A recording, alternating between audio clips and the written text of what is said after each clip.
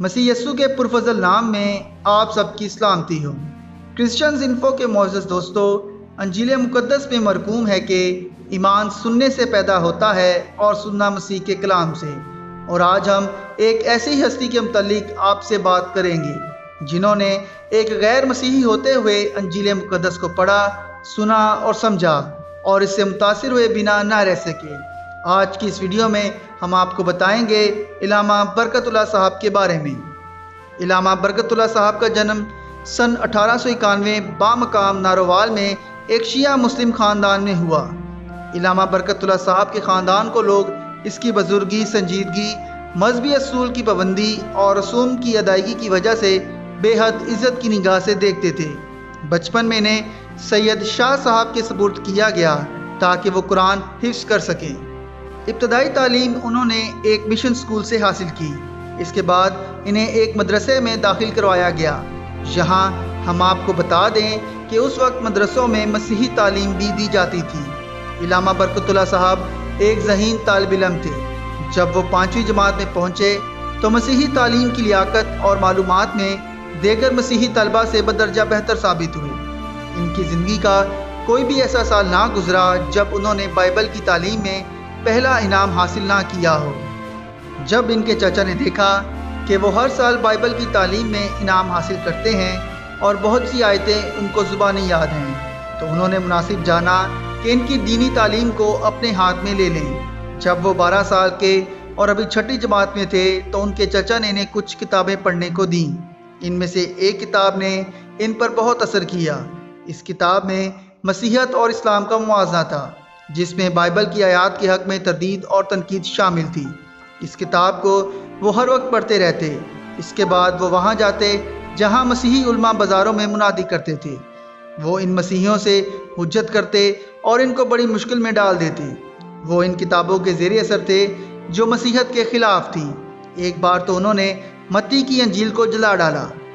وہ کہتے ہیں، میں ایک دن چراغ جلائے اس کتاب کو پڑھ رہا تھا۔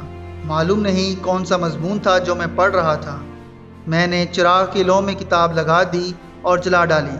میری والدہ یہ دیکھ کر ڈر گئیں، لیکن میں نے انہیں دلاسا دیا اور بتایا کہ میں نے ایک انجیل جلا دی ہے۔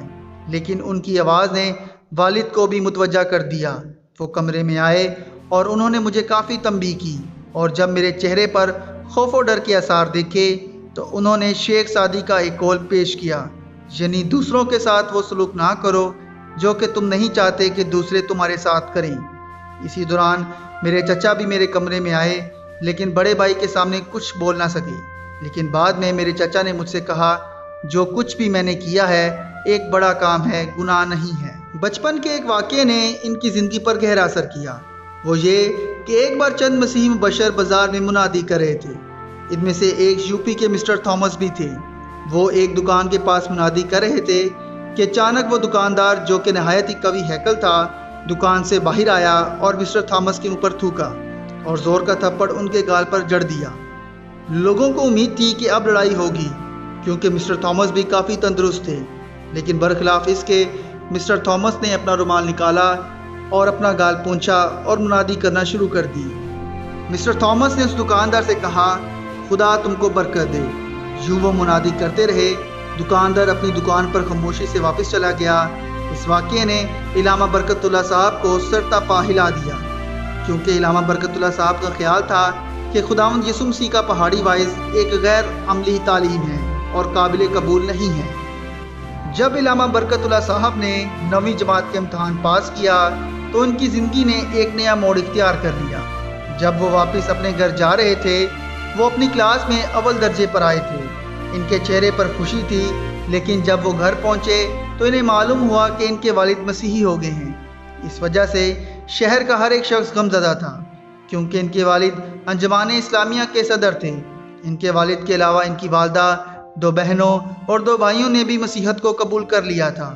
ان کے چچا ان کے کمرے میں آئے اور ان سے کہا، اب تم مشرق خاندان کے شریک نہیں ہو سکتے۔ میں تم کو گود لے لوں گا، کیونکہ میں تم سے اپنے حقیقی بچوں کی طرح محبت کرتا ہوں۔ میں تم کو ایم اے تک پڑھاؤں گا اور تم کو کوئی تکلیف نہ ہوگی۔ جواب میں علامہ صاحب نے بھی چچا کی تابعداری کا وعدہ کیا۔ 2 روز کے بعد علامہ صاحب کے سسر نے ان سے قرآن شریف کی قسم لی کہ وہ کبھی بھی مسیحی نہ ہوں گے۔ علامہ صاحب نے ان سے وعدہ کیا۔ اسی رات انہوں نے اپنے والد سے دل کھول کر باتیں کی۔ ان کے والد نے بتایا کہ وہ پچھلے 20 برس سے حق کی تلاش میں تھے اور بالآخر ان کو حق مسیح میں ملا۔ وہ اپنے بیٹے کے فیصلے سے بھی خوش تھے جو انہوں نے اپنے چچا اور بزرگان دین سے کیا تھا۔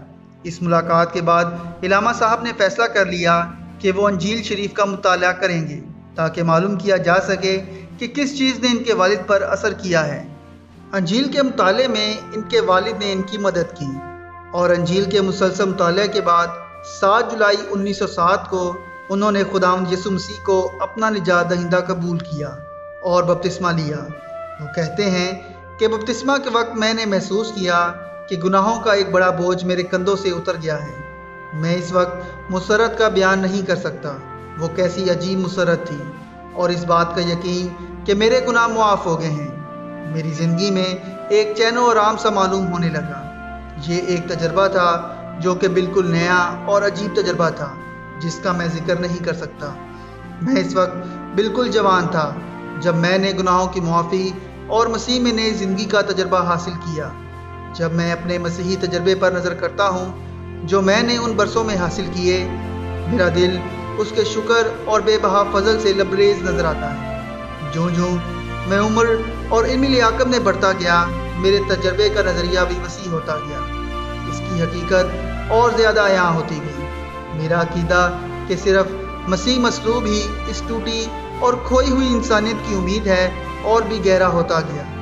گناہ سے چھٹکارا اور راست باز اور پاکیزہ زندگی کو حاصل کرنا مسیح ہی میں ہے۔